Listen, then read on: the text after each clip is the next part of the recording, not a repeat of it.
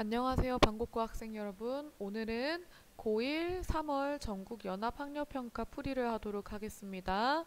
저랑은 이쪽부터 5쪽까지 함께 풀이를 할 거고요. 오늘은 18번, 19번을 풀이하도록 하겠습니다. 저랑 같이 문제 풀이를 하기 전에 여러분 꼭 먼저 혼자서 반드시 풀이를 해보도록 하시고요. 그러면 18번부터 가겠습니다. 자, 여러분 풀어보셨겠지만요. 18번 문장은요. 목적을 찾는 문제예요. 다음 글의 목적으로 가장 적절한 것은. 보통 이런 문제는요. invitation letter이 되거나 아니면 이메일이 됩니다. 여기서는요. 지금 보시기에 이메일 내용이 되겠죠? 이 문제는요. 필자가 글을 쓴 의도와 목적을 파악하는 것이 관건인 문제입니다. 굉장히 쉬운 문제이지만요. 쉬울수록 절대 여기서 틀리면 안 되겠죠. 자, 그래서 이 문제를 푸는 순서를 한번 볼게요. 첫 번째는 주요 어휘를 찾는 것이에요. 두 번째는 이 레터를 쓴 발신자와 수신자와의 관계를 파악하는 것이에요. 세 번째는 글의 주제를 찾는 것이에요. 자, 그럼 이 순서대로 한번 문제를 풀어볼게요. 자, 첫 번째 주요 어휘를 한번 찾아볼게요. 여러분 글을 빠르게 훑어보면서 주요한 내용, 그러니까 키워드만 찾는 그런 독법을 스키밍이라고 하거든요. 그래서 모든 단어들을 해석을 하면서 꼼꼼히 읽어나가는 것이 아니라 내가 얻고자 하는, 여기서는 우리가 지금 키워드를 찾고자 하죠. 얻고자 하는 정보만을 찾으려고 노력하면서 빠르게 훑는 거예요. 그래서 지금 스키밍을 먼저 해볼 거예요. 자, 여러분 선생님 지금 3분 정도의 1분 정도의 시간을 줄게요. 1분 동안 이 글의 주요 어휘를 5개 아래로 한번 찾아보세요. 자, 한번 찾아보세요. 네. 자, 여러분 한번 찾아보셨나요? 선생님은 이런 단어들을 찾았습니다. complaining, asking for a new toaster, or a refund. 자, 이렇게 딱 2개만 찾았어요. 이 2개만 찾아도 이 글의 주요 어휘는 다 찾은 거예요. 지금 이 레터는 불평을 하는, 불만을 접수하는 레터예요. complaining. 그리고 두 번째 키워드는요. 지금 두 번째 줄에 나오지만 토스터예요. 근데 선생님은 한꺼번에 묶어서 이거를 했어요. asking for a new toaster. 새로운 토스터를 요청하는 것. or a refund. 반품 요청. 자, 그럼 이 글의 목적은 이 글의 주요 어휘는 파악이 되었죠? 자, 그럼 두 번째로 수신자와 발신자 간의 관계를 한번 볼게요.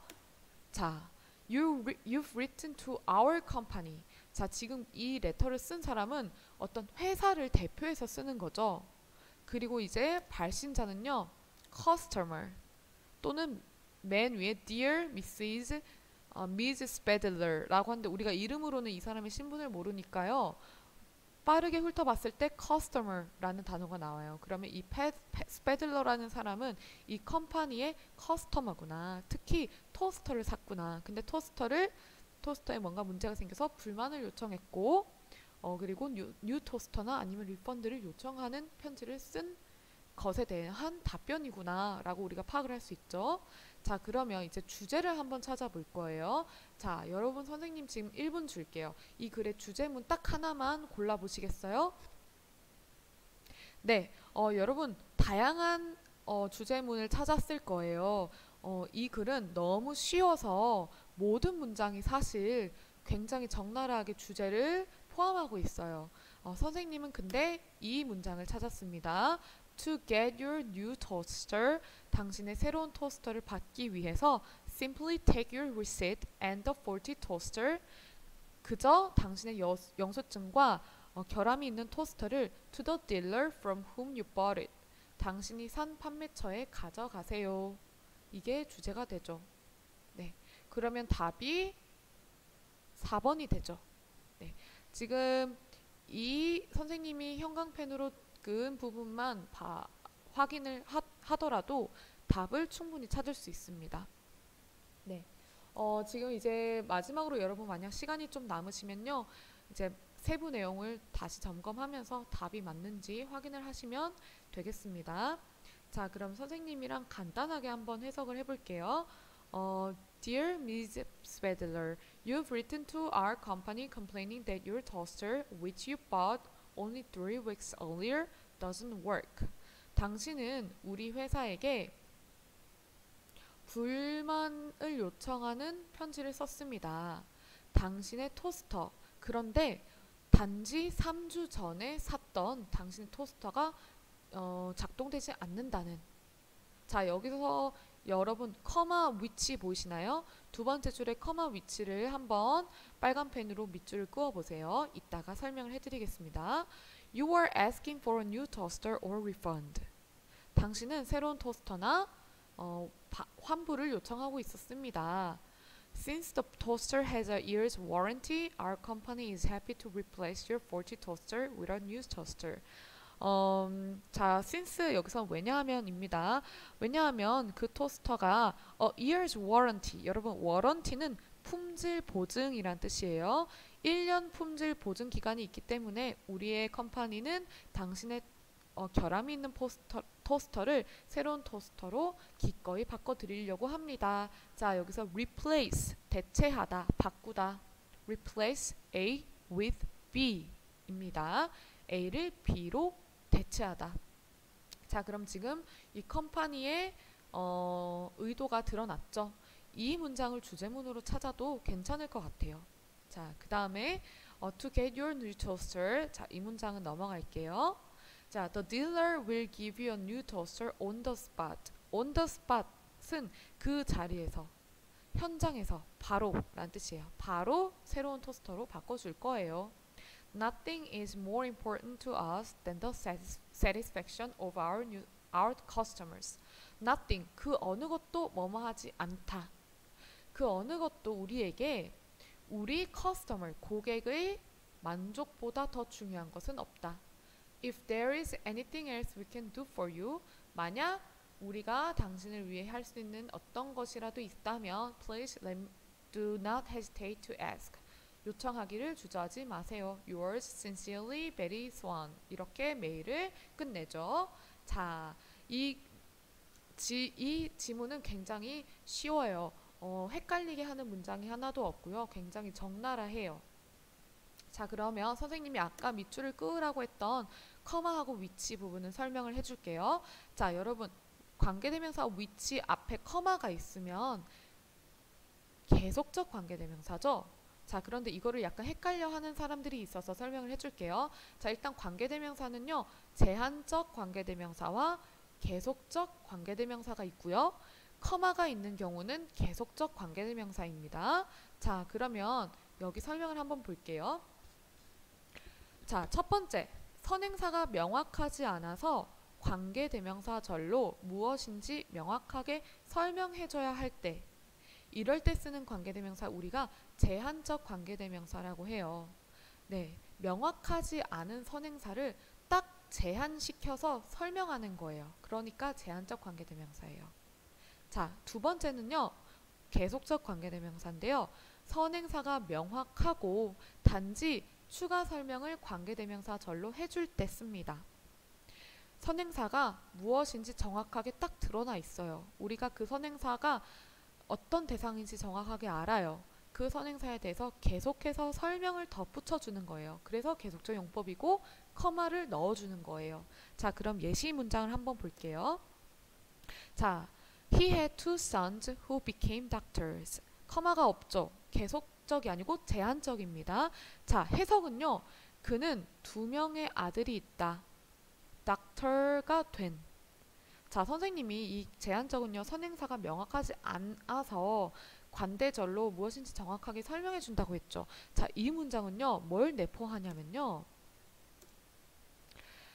의사가 된 두 아들 이외에도 또 다른 아들이 있을 수 있는 거예요. 자, 다시 한번 설명해 볼게요. 자, 그는 2 아들이 있어요. 근데 2 아들 외에도 어떤 다른 아들들이 있을 수도 있어요. 근데 그 중에서 2 아들을 제한시켜서 설명해 주는 거예요. 그는 의사가 된 2 아들이 있었다. 근데 여기는 두 아들 말고도 의사가 되지 않은 뭐 생명공학자가 된 아들이 있을 수도 있고 뭐 장거리 달리기 아들이 있을 수도 선수 아들이 있을 수도 있는 거예요. 그런데 그중 둘은 닥터가 된 아들이다라는 의미예요. 네, 내포되어 있다는 거예요. 이해가 되셨죠? 자, 그 다음에 두 번째, he had two sons who became doctors. 자, 여기서는 선행사가 명확해요. 그는 단 두 아들밖에 없어요. 그는 두 아들이 있다. 자, 이거는 한 가지 정확한 기술이에요. 그는 두 명의 아들이 있다. 더 있다라는 말이 아니고 딱 두 명의 아들이 있다. 그런데 그들은 커서 의사가 되었다. 이해가 되시죠? 자, 이게 관계대명사의 계속적 용법이고요. 자, 여기서 이 글에서 쓴 거는요. 자, You've written to our company complaining that your toaster, which you bought only 3 weeks earlier, doesn't work.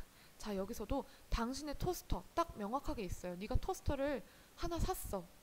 그런데 그 토스터가 작동을 하지 않는 거예요. 이해가 되시죠? 네. 만약 여기서 커마가 없다면 너는 뭐 우리 컴퍼니에 와서 뭐 토스터도 샀고 에어컨도 샀고 세탁기도 샀고 여러 가지 샀는데 그 뭐 토스터도 뭐 여러 개를 샀을 수도 있어. 3개를 샀을 수도 있고 5개를 샀을 수도 있는데 그 중에서 하나가 작동이 안 되는 거예요. 네, 그럴 경우에 이제 커마 없이 제한적으로 쓰면 되겠죠. 이해가 되시죠? 자, 선생님이 참고 사이트 하나 올려둘게요. 자, 이 부분 한번 여러분 정독해서 읽어보시면요. 제한적 관계대명사와 그 계속적 관계대명사를 정확하게 구분을 하실 수 있을 거예요. 한번 꼭 읽어보세요. 자, 그러면 이렇게 18번은 네, 끝내도록 하겠습니다. 자, 그러면 19번으로 가도록 하겠습니다. 자, 19번 문제는요. 이거예요. 다음 글에 드러난 아이의 심경 변화로 가장 적절한 것은? 네. 심경 변화 문제도 굉장히 쉬운 편에 속해요. 그런데 이 글에는요. 심경 변화 문제는요. 조금 반전 같은 게 숨어 있을 수도 있어요. 그래서 조금 세세하게 봐야 돼요. 그리고 심경 변화가 뭐 3번, 4번 있을 수도 있어요. 그러면 조금 대표적으로 드러난 심경 변화만 골라서 답변을 골라야 되기 때문에 여러분 조금 긴장하면서 보실 필요가 있고요. 자, 이 글은요. 어떻게 푸냐? 등장인물이 처한 상황을 상상해야 돼요. 일단 이 심경 변화는요. 등장인물이 드러나요. 그리고 그 등장인물이 처한 상황이나 사건이 굉장히 특별한 상황, 이 내러티브로 드러나 있을 거예요. 자, 그러면 이 문제를 푸는 순서를 알려드릴게요. 첫 번째, 사건 또는 처한 상황을 파악합니다. 두 번째, 심경을 추측할 수 있는 표현을 찾습니다. 단 이 두 가지예요. 자, 그럼 볼게요. 선생님이 이 글을 보니까요. 이 글은요. 특별하게 딱 반으로 나눠줄 수 있어요. 심경이 1번 심경에서 2번 심경으로 변환되는 시점이 정확하게 드러나 있어요. 특히 그거를 나타내는 부사가 하나 있어요. 여기 있죠. suddenly. 갑자기. 자, 이 suddenly가 나타나기 이전의 심경이 첫 번째 심경이고요. 이 suddenly 뒷부분이 이제 두 번째 심경이에요. 그럼 앞뒤 상황만 정확하게 빠르게 파악을 하면 되겠죠? 자, 그럼 첫 번째 사건이나 처한 상황을 파악할게요. 자, 이 글을 통해서 파악할 수 있어요. 선생님이 하나 빠져먹었네요. diving. 자, 잠수하는 상황이죠. 딱 하나만 정하라고 하면 diving인 거예요. 자, 그 다음에 40 feet of water. 자, 112m의 수심. sinking. 가라앉고 있고 hardly able to move. 움직이기 힘들고. 지금 상황을 보니까요. 다이빙을 하고 있는 거네요. 네. 자, 그럼 두 번째, 이제 심경을 추측할 수 있는 표현을 찾을게요. 자, 선생님이 지금 노란색으로 형광펜 한 개 다 심경을 추측할 수 있는 표현이에요. 앞부분에서. 뒷부분에서는요, 이런 애들이에요. 자, 지금 노란 부분이 첫 번째 심경이고요. 파란 부분이 두 번째 심경이에요. 여러분 한번 보세요. 노란색 부분 보시면요. 12m의 water, sinking, 가라앉고 있고 움직이기가 힘들어요. A little more time on the tank. 탱크에 시간이 조금밖에 더 없어요. 탱크는 산소 탱크겠죠? hard, 어려워요. for me to remove. 제거하기가 어려워요. 지금 앞부분을 보니까요. 굉장히 긴박하고 뭔가 위험하죠. 여러분 긍정적인가요? 부정적인가요? 부정적이죠? 네. 그럼 뒷부분 볼게요. prodding, 쿡 찌르기, lifted, 올라왔어요. 지금 12m 아래 수심에서 올라왔다는 거죠. 그 다음에 smiling, 웃고 있어요. dolphin, safe, protecting. 지금 뭔가 상황이 반전돼서 안전한 상황이 되었어요. 뭔가 즐겁기도 하고 안심이 되고 긍정적이에요. 보니까 앞부분은 반대로 제가 잘못했네요. 앞부분은 부정적인 상황이죠. 뒷부분은 긍정적인 상황이에요. 지금 긍정적인지 부정적인지 이 분위기만 파악을 해도 여러분 1, 2, 3, 4, 5번에서 많이 뺄 수 있어요. 자, 앞부분이 부정적이라고 했잖아요. 그러면 1번 excited 절대 안 되죠. 2번 pleased 안 되죠. 3번 jealous 이건 남겨둘게요. 4번 proud 안 되죠. 5번 frightened 되죠. 그럼 지금 앞부분이 부정적이라는 분위기만 파악했어도 3번, 5번 중에서 여러분이 고를 수 있는 거예요. 자, 그럼 뒷부분은 어땠어요? 뒷부분은 막 웃고 있고 돌핀이 나타났고 안전하고 지금 상황이 반전되었죠. 네. 그러면 지금 보니까 thankful 또는 relieved 둘 다 약간 애매해요. 지금 약간 3번, 5번에서 그 뒷부분의 분위기가 약간 애매해요. 그러면 여러분 다시 한번 정확하게 읽을 필요가 있는 문제인 거예요. 자, 그러면 한번 볼게요. 자, 해석 세부적으로 가볼게요.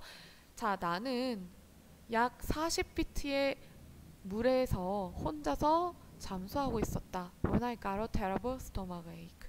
내가 심각한 복통을 느꼈을 때. 자, 여러분, fit는요, F-O-O-T의 복수형이에요. foot, 발이죠. 발을 대충 30cm 정도라고 우리가 성인 남성 발 크기로 생각할 수 있죠. 그러면 1foot는요, 30cm인 거예요. 그러면 40피트는 12m가 되는 거예요. 자, 미국식 수치 표현입니다. 자, I was thinking and hardly able to move. think, 가라앉다. 나는 가라앉는 중이었고 hardly, 거의 뭐뭐 아닌, 도저히 뭐뭐 할 수 없는, 도저히 움직일 수가 없었다. I could see my watch and knew there was only a little more time on the tank before I would be out of air. 자, 나는 내 시계를 볼 수 있었고 알았다. 오직 약간의 시간만이 남아 있었다는 것을 산소 탱크에 내가 공기 밖으로 나가기 전에. 자, 지금 시제가 다 과거입니다. It was hard for me to remove my weight belt. 나의 무게 벨트를 제거하는 것이 어려웠다. It to 구문입니다. to 부정사가 진주어입니다. Suddenly, 갑자기 I felt a prodding from behind me under the armpit. 나는 갑자기 쿡 찌르는 것을 느꼈다. 내 뒤에서 나의 겨드랑이 아래에서 armpit, 겨드랑이입니다. My arm was being lifted forcibly. 내 팔이 자, 과거 진행 수동태입니다. was being pp. 나의 팔이 세차게 올려지고 있었다. forcibly, 강하게, 세차게 라는 뜻입니다. 강력히. 네.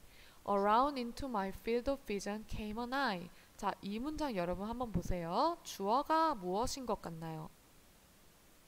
자, 이 문장은요, 주어가 맨 뒤로 보내졌어요. 주어와 부사구의 도치 구문입니다.